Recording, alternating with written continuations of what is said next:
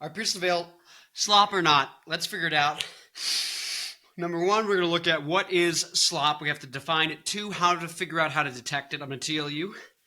Number three, we're going to look at how much of the catalog of Pierce the Veil, Pierce the Morgan is or isn't slop. Fourth, oh my God, I just did a bunch of chin-ups. Fourth, we're going to look at the catalog, how much of the catalog is or isn't slop. Fifth, we're going to tie it all together and tell you if you and other people are going to say they're slop or not. So let's just get right to it. How do we detect, what is slop? You see here, this is the music matrix. We have energy, 0 to 11.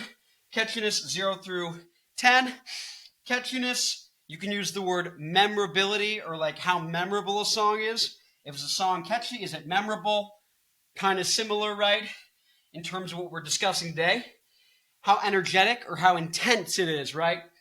So intensity, but we'll just do this very quickly. 0 to 3, on intensity, it's like nap time. You're winding down at the end of the day, you're going to bed. Kind of 4 to 7 is like makes you want to dance on the dance floor. 7 to 11, now you're getting a mosh pit going. You're getting people like fighting, punching, lifting weights, that kind of energy. Going for a fast run, maybe medium paced run. And then nap time, right? Yeah. That's pretty self-explanatory to figure out how energetic or intense a song is or isn't, right? Some parts might be slow, some parts might be energetic, some parts might be lower intensity. But overall, there's kind of an average that you got, right? So that's pretty easy. Then when it comes to catchiness or how memorable a song is, if it's not at least a 7, then it's going to be in the slop zone. This is slop. And precisely, if people let's say, aren't a fan of metal, and they just like classical music, jazz, blues, country, or indie, or anything in this zone, right? But they hate anything that's super intense because they just can't handle or they don't like high intensity. Nothing wrong with that. But they're probably going to say anything that's not aggressively memorable or catchy or iconic that happens to be metal. They're just going to call it slop, right?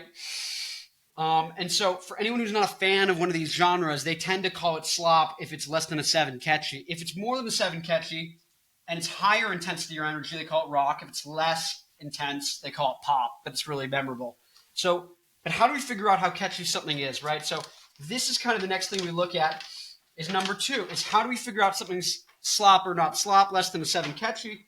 Catchiness, how do we put a number to it? So here, a lot of things go into catchiness. We're talking Pierce the Veil today, but a lot of things go into catchiness. One of them that's really easy, that gives us a big view of overall what's going on, is predictability. We can look here and see if something's completely corny, like a Joe Bonamassa song, it's going to be slop, guaranteed, right? If something's also likewise completely unpredictable because it makes no friggin' sense, doesn't go anywhere, it's just insane, it's just garbage, then it's also going to be slop, guaranteed. But if it's somewhere between the predictability of Back in Black by AC/DC and Bohemian Rhapsody by Queen, you're kind of in this money zone, right? Now, it doesn't guarantee, because what if I took a Joe Bonamassa song that was completely boring and a Mars Volta song that made no sense, and I mashed them together? It'd be in the sweet spot, right? Yeah, but it would still be garbage if both songs suck, right? So that's kind of the thing. I do like Mars Volta. They do have some great songs. But if I'm just talking about, incoherent stuff in general, just being a little inflammatory, but stuff that's in this money zone can still be slop, right? You can see this area here. It can also still just be stuff that's mostly for fans, right? Deep cut stuff that the fans might like, or fans of that genre might like, but not really everyone, is going to like it. Or it could be something that everyone's going to like. It's just going to be a bona fide hit quality song or a smash hit. Hit quality. So now we know how to figure out to detect slop, right? It's got to be in the money zone for sure, usually. And then you can kind of go, okay, well, which bucket is it in? Is it total slop that's not catchy, not memorable, nothing, right? Is it, okay, it's serviceable, it's catchy enough because I'm a fan? Or is it, wow, that's really catchy, right? So you can kind of tell from there, but that's really just a good intuition indicator. Because what I do is I do actually rank all of these songs kind of basically using these, and you'd be surprised if you average over a couple songs that are like top songs from a band, you actually do start to get the same answer. Like there's a phenomenon where people had to guess how many jelly beans are in like a punch bowl to like win a prize or whatever. and each person is usually like way off. But if you ask like, I don't know, like 300 people and you average their answers, you almost get the exact right answer every single time, no matter what. So it's like, it's that kind of idea of law of large numbers, right? And so likewise, if you ask yourself, well, generally, where do I think it is? How memorable is this? How iconic? And you just do that over lots of songs and you look at the artist, then you can go, well, on average, where are they, right? Now, you don't want to do the whole catalog. Sometimes you do, though. And so this is why we're going to look at the catalog audit, which is number 3, how much of the artist's music is bad, good, stuff for fans, etc., right? So this is an OnlyFans model.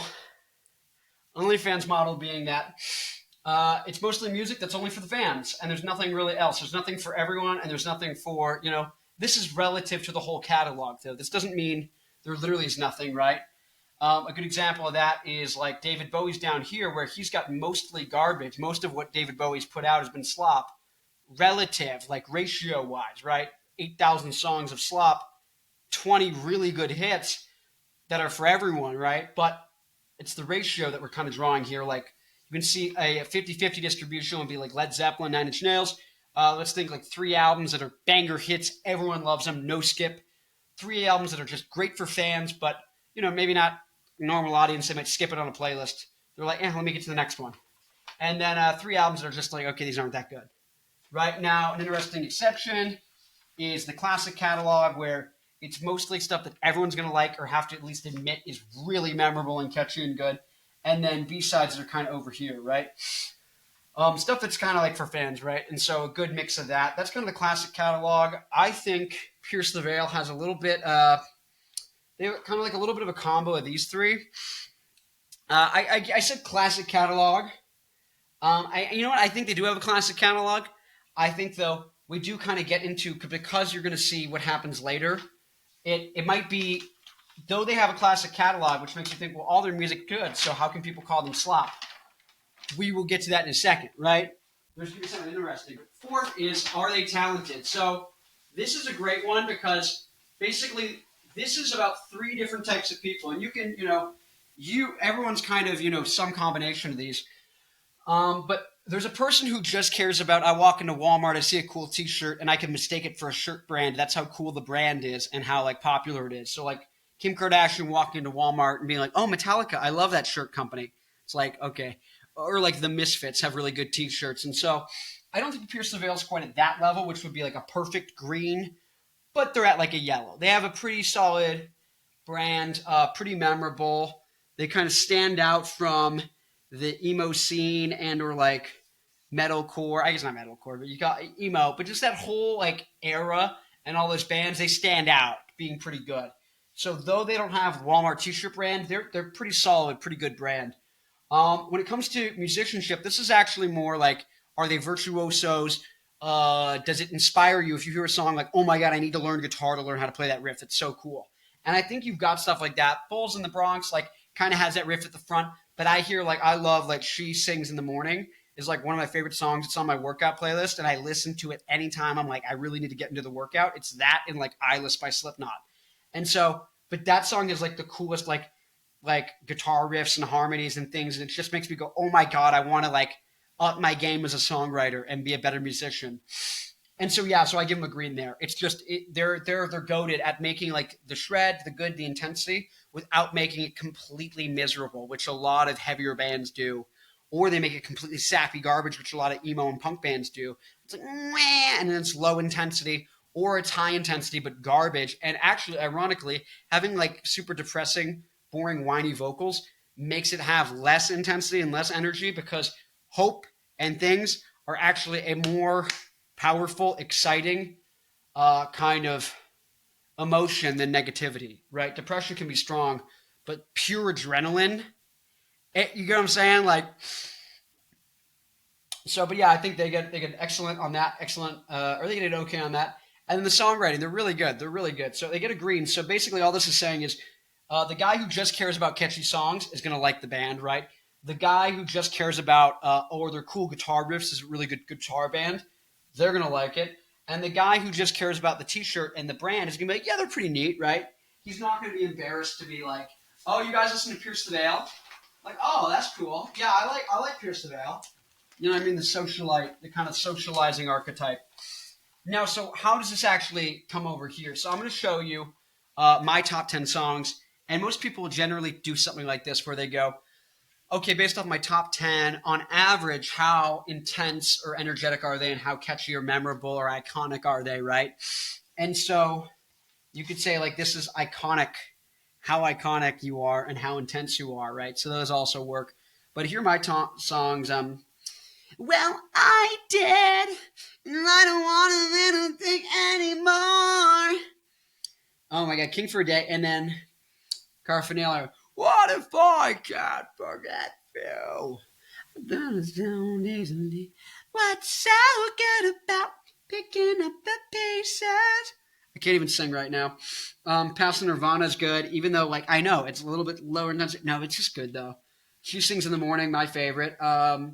Chemical Kids, Mechanical Brides, good. I mean, come on, talk about that intro. I'd Rather Die Than Be Famous. The Cheap Bouquet, I don't know. Bulls in the Bronx, A Match Underwater, Hell Above. I mean, just really good. And so this is the funny thing about them is they're a 9.3, right, in terms of catchiness, which puts them firmly in the rock, because you're going to see they're not in the low energy category. They're 8.4 on intensity. So they're firmly into like this metal zone, right? Like the guitar pedal. Yeah, they're in the metal zone. They're in the metal zone, and they're extremely catchy. Here's the thing, though. I think when you go above the metal line, even though you're in the rock zone, this is where you lose a lot of normies and people who are just like, they need to be convinced. Like System of a Down's up there, right? And so it's like, people go like, oh, I don't know. But they are. People would call like Pierce the Veil a rock band. If you had a rock playlist and you had a Pierce the Veil song on there that's like really catchy, maybe one of them that's exactly an 8, maybe not a 9, right? Like King for a Day. King for a Day could probably fly on a rock playlist, right? With like normies at the party, right? Past the Nirvana, for sure, you could put it on. It's like Rage Against the Machine. You put some songs that are kind of like, you know what I mean? Then if you go up, you get like System of a Down, you know, and you're getting Pierce the Veil, the other songs. And so like you're starting to get up here, like, dang, it's intense. You know, like I like Black Dahlia Murder, and they're just like here or here. You know what I mean? Black Dahlia Murder is just like 10, but they can't get as catchy, right? So like there's some Black Dahlia Murder songs I think are like, I really like them, so I'm going to say they're a 7, but really they're a 6 if I got to be, or a 6.5 if I got to be honest and be objective. But I love the song so much. It's I Only Worship What You Bleed. But yeah,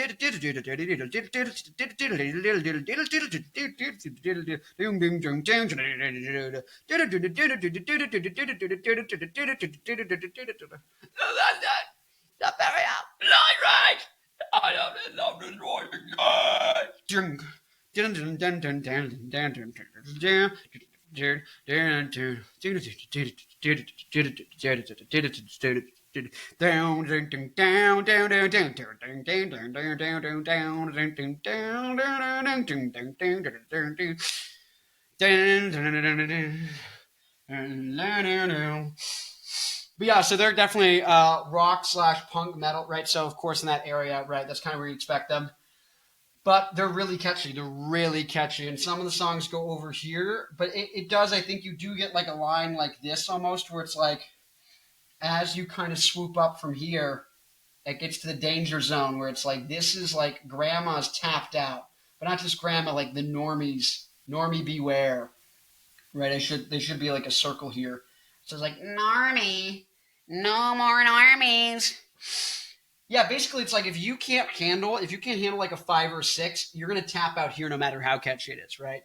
You kind of tap out around there. Maybe it's like a line like that, right? Because maybe it's just like, okay, they just can't go more than System of a Down. Like System of a Down is probably like the heaviest normie can handle, even if it's extremely catchy. Like, yeah, everybody's going to the party, a real good time. Like, I bet you Pierce the Veil is, like, really peaking. It's, like, topping out where a normie can hang, even if it's extremely catchy. So, like, honestly, it might be from 8 to 9. It's, like, now it's just, like, no more softies. Like, hardcore rock. So maybe, I guess maybe not hardcore, but, like, you'd have to say, like, maybe you can put a caveat, like, intense rock. Like highest potency, right? Like maybe lethal. I don't know, lethal injection. But anyways, that's what I think. Next video, who am I talking about? Oh, I think I'm talking about Polyphia. I think you know how it's gonna go. Anyways, or it might be. Did I skip My Chemical Romance? No, I did talk about them. I'm losing it. Anyways, like, comment, subscribe. If you're a Latina, hit me up. Anyways, next video. See you tomorrow.